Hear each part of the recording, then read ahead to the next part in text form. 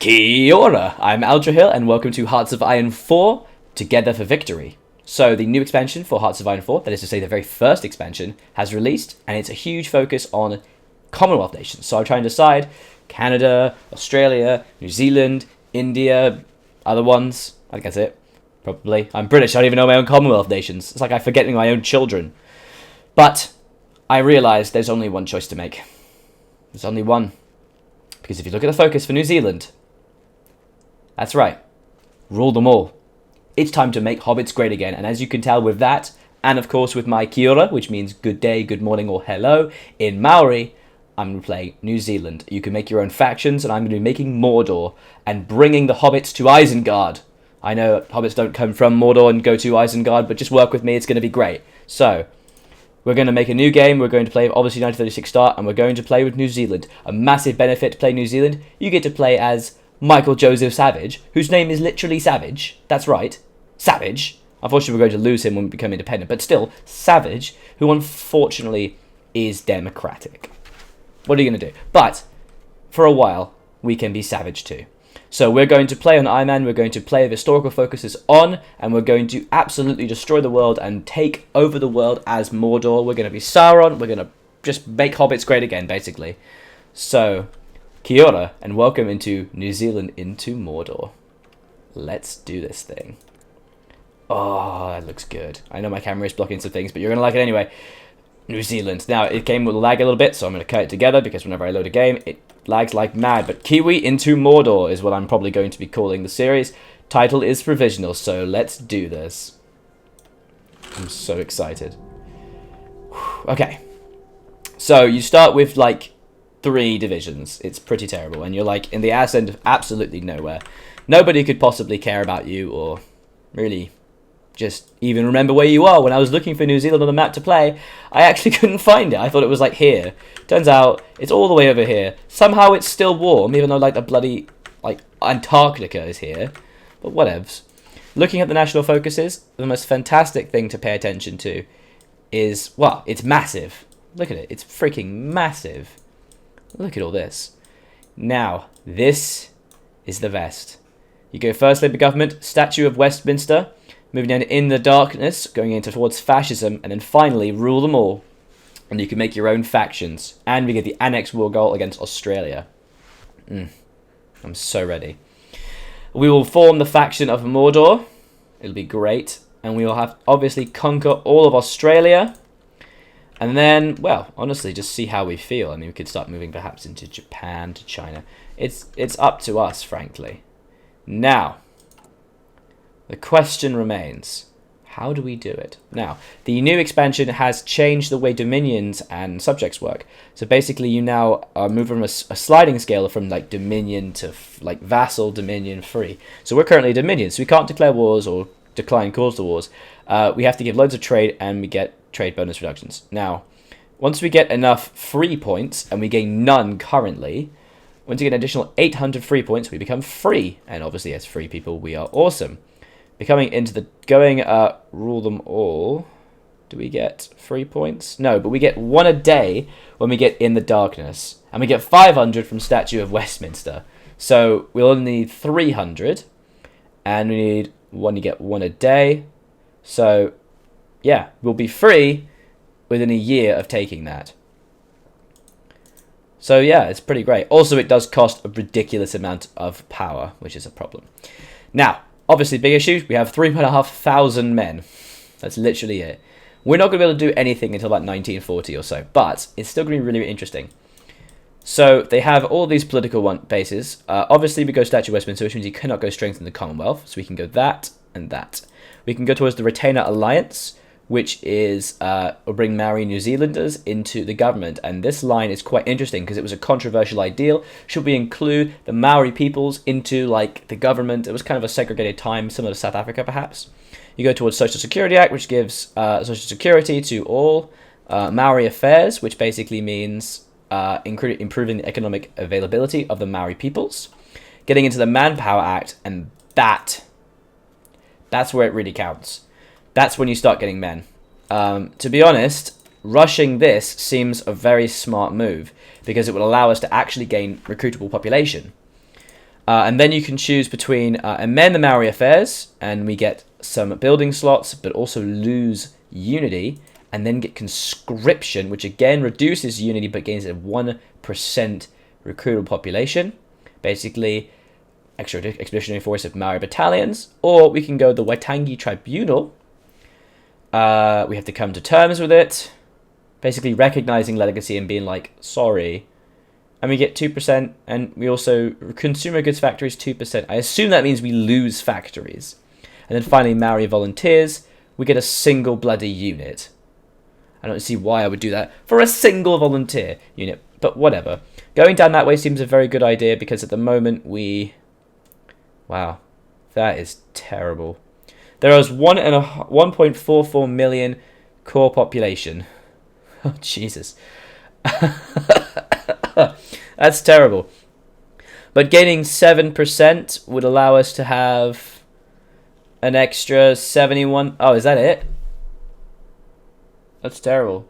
71,000. That's like 7 or 8 divisions. Jesus.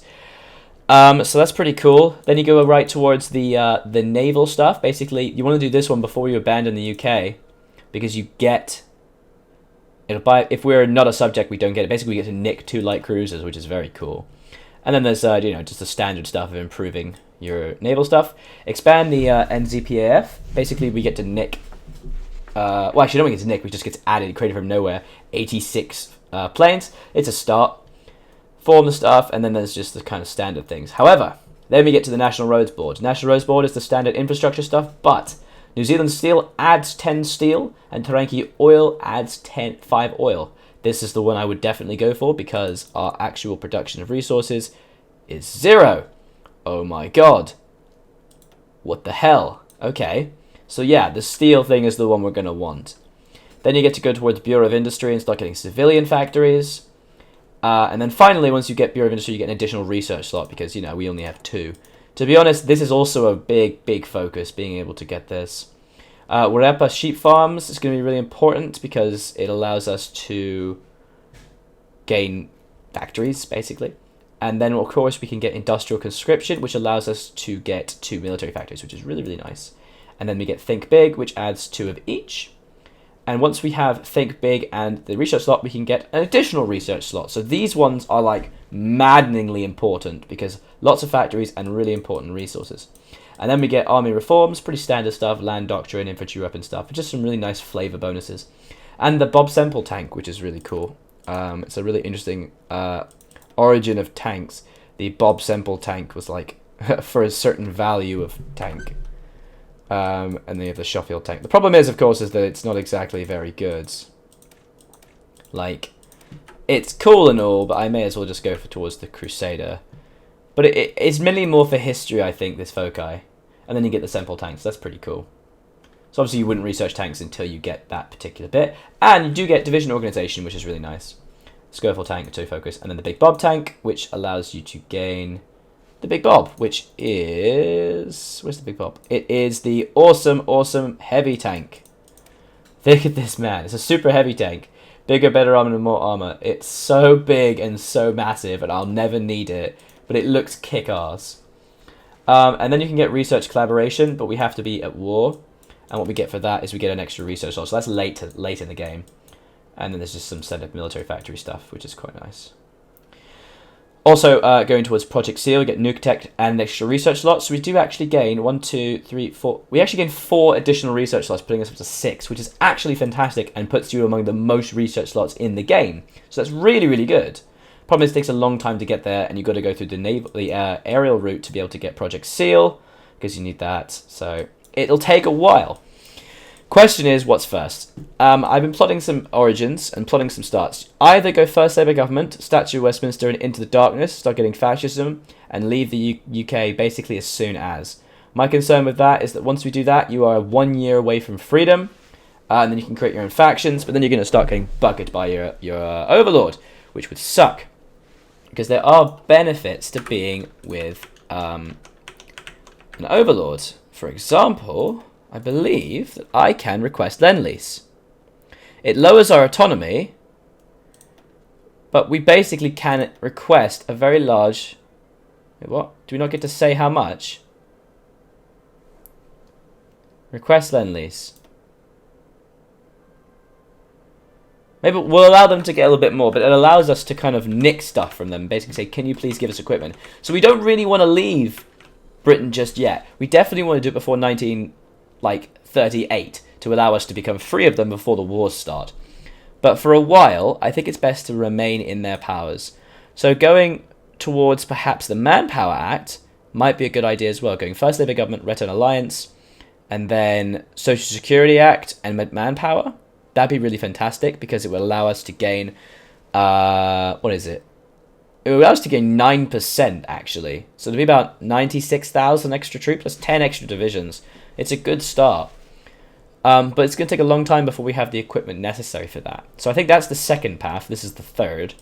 So the first, I would say, would be National Roads Board.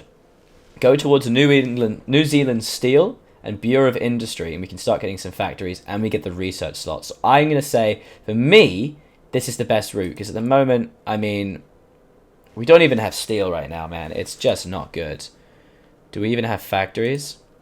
We don't even have space for factories. It is depressing. We can't afford basically anything. So I'm going to go the infrastructure and steel way, and the extra civilian factories is going to be really good. Research-wise, pretty standard stuff. Going to go for the production efficiency cap. Going to just try and improve everything as best we can. It's the very standard route. Absolutely standard.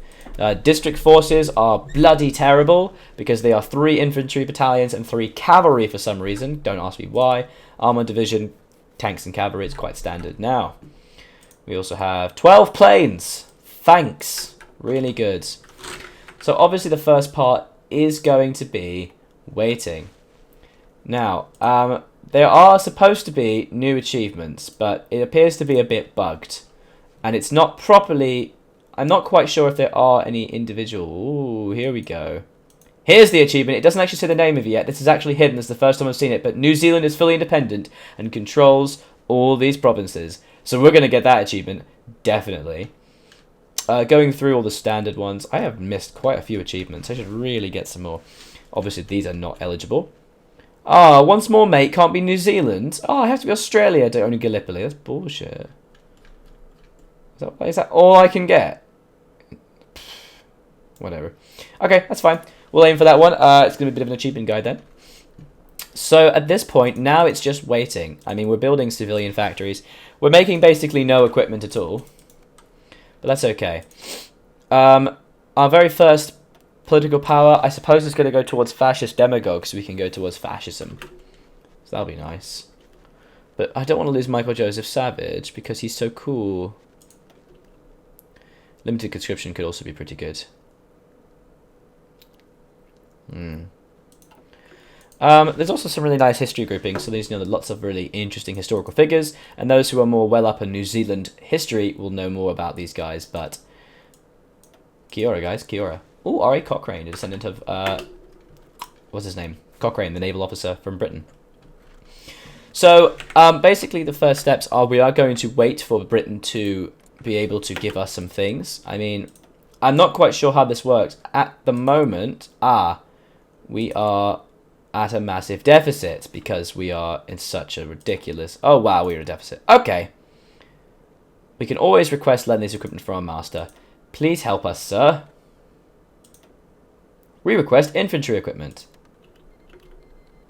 Has answered your request is now percentage per month 10% of rifle number 4 Mark 1. Oh, thanks, bro. I think that's good. Have they changed the rifles? Yes, they have. Oh. So this is different. It appears that because these are ours. Yeah, this is weird. So the weaponry is all different, and this is unique for us. I believe it's unique for us. It's not going to be entirely the same for everyone. So rifle number 4, rifle number 1. Then it goes to the Owen gun, which was the very first kind of automatic weaponry that was being issued mainstream for New Zealand armies. And it was a kind of suppressive fire weapon. It was pretty powerful. And then you go to the Electrolux Smilcar. I have no idea what that is, but it looks cool. The Bren carrier, the standard Brens with in APCs and stuff, big heavy machine guns. Universal carrier, and then Windsor carriers. Woo! Okay. We also have the Mark V tank, which is the World War I tank that was started being rolled out. And the Ford F30 NZP, which is the lovely New Zealand motorized stuff. We are already in the Grand Battle Plan Doctrine. I will almost certainly be moving away from that, possibly towards mobile warfare or superior firepower. But that's a problem for later. We have lots of bonuses towards... here's a lovely bonus. Commonwealth Research. So Commonwealth Research basically gives you additional research benefits for being in a Commonwealth, for being in a grouping, being a large grouping. So because we get 40% from other cultures, so they already have this research, so we get the tech benefits from all of them. It's really nice. So like we do get like cheaper fighters, for example. So there is a benefit to remaining in the Commonwealth for as long as possible. So we want to drop out only when we need to. That's the thing. Okay, let's do this thing. So in the very least, we are getting at least some. Oops. We should get some. How much do they get? So total equipment delivered none. Next delivery expected in 27 days. 10%. What? Okay. Interesting. 10% equipment, 99 required, 16.6% produced. So I get 10% of what I make. Is that right? That doesn't seem right. Whatever. Point is, we just have to wait. I mean, the start is going to be difficult until we go through our national focuses. The Commonwealth nations are very much centered on your capabilities of doing the focuses, so it's going to take a while. Yeah. I don't want to get dragged into the war, though, so we do need to break before 1939. However, by receiving land leases, we are going to be getting a lot more points towards being a dominion, which isn't great. Subject contributed war score, subject exporting to Overlord. So if I export to Overlord, I do get some reduction as well, so that's pretty good. Let's put that on max speed. Okay. Good God. We basically make nothing. Just atrocious. Well, we'll get the factories, and then we'll move towards the Manpower Act, and then we'll move towards Into Darkness, I suppose. That's going to take a bloody long time. This is going to be hard, guys. This is going to be really hard. But I think we can do it. We're going to form Mordor. We're going to invade Australia, wipe them out, because there are some small amounts of resources there. From there, we will take maybe the Indies, and then move up to China and Japan. That'll be fun. It's just going to be hard. It's going to be really hard. Then, of course, it's going to be a slow expansion. I guess, like, British Raj would be a really good start, because it's usually pretty poorly defended. There's so much manpower. And then from there, try and land maybe in... Do a landing over here somewhere. Of course, they don't actually have a port here. You can't really properly go through this. But we can figure something out. Try and get troops up through there. And maybe the Suez Canal and into the UK. Oh, baby. National Roads Board is finished. And remilitarization of Rhineland has occurred, which is standard. Hooray. Now let's get some goddamn steel. For the love of God. Please give me steel. At least we can bloody well use some of it. Alright, have they actually been giving me resources then? They gave me 198. Are you joking? Is that it?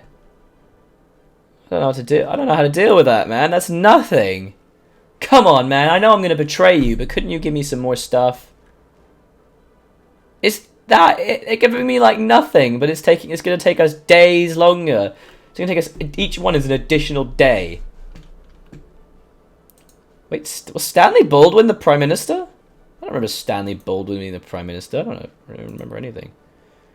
I don't remember anything. Okay, I'm not getting mad. Everything else is the same. Okay, cool. Okay, so we are building factories. We are slowly beginning the rise of power. Now, may as well make everyone into a single general. We've got Bernard Freyberg, Robert Rao, ooh, Invader, Amphibious Invasion, Speed Invasion Preparation Time, and William Stevens. We'll give it to Robert Rao. Alright, so the episode has begun, the series has begun. Kiwi into Mordor, my friends. Let us do this. So, kia ora and welcome to our lovely, lovely Making Hobbits Great Again. I've got so many titles running around in my brain. I'll pick one, I promise. This episode will be properly titled. So thank you very much for watching. If you've enjoyed the episode and you want to see more, I would very much recommend you hit that subscribe button. And if you have a recommendation for me or a question, you can do it by commenting down below. And as always, of course, a like really helps. So as I said, thank you very much for watching. I was Aldrahill, and I will continue to be. Kia ora, and I will see you next time. Bye bye.